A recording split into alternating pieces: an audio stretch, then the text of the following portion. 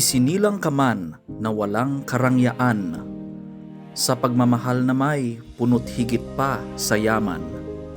Lumaki ka man na di lahat ng bagay na kamtan, sa talino at sipag sobra kang biniyayaan.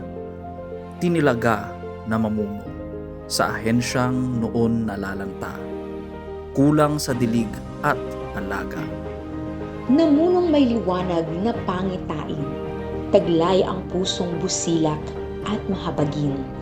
Dahil sa iyong husay at tibay ng loob, bawat problema at balakid, tinuring lamang nasa lubsob. Kung manindigan may, hindi sa madali lang at popular, ngunit sa tama at inaapi, hindi bumibitaw. Kung tumulong may, walang pinipiling oras o lugar. Kung magmahal may, isang tunay na ina, lahat pantay-pantay. Oo, 24 na taon na mula nang tinalaga kang pinuno. Lahat ng hirap, pagsubok, pangungutya. Sa landas na iyong tinahak, sa oras na iyong binuhos, sa puok at laylayan na iyong naabot.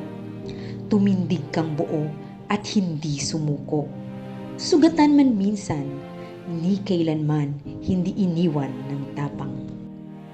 Kung ano kaangat, kung ano kasikat ngayon, ang ahensyang dati walang sigla, alam naming lahat may isang babaeng hindi nagpatinag sa salapi at karangyaan. Ngunit pinili ang totoong panilbihan sa bawat kapuspalad, sa lahat ng hindi makatayot makalakad.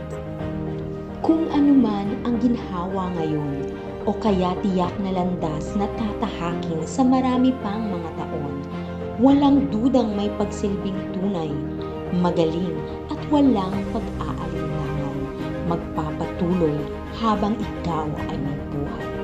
Dahil ika'y tunay na pinuno, likas sa iyong katauhan, ang magsilbit, mag-alay sa bayan. Mula sa bawat puso ng miyembro ng Sadyao Pamilya 6 Western Visayas, mabuhay po kayo, Chief. Mahal ka namin.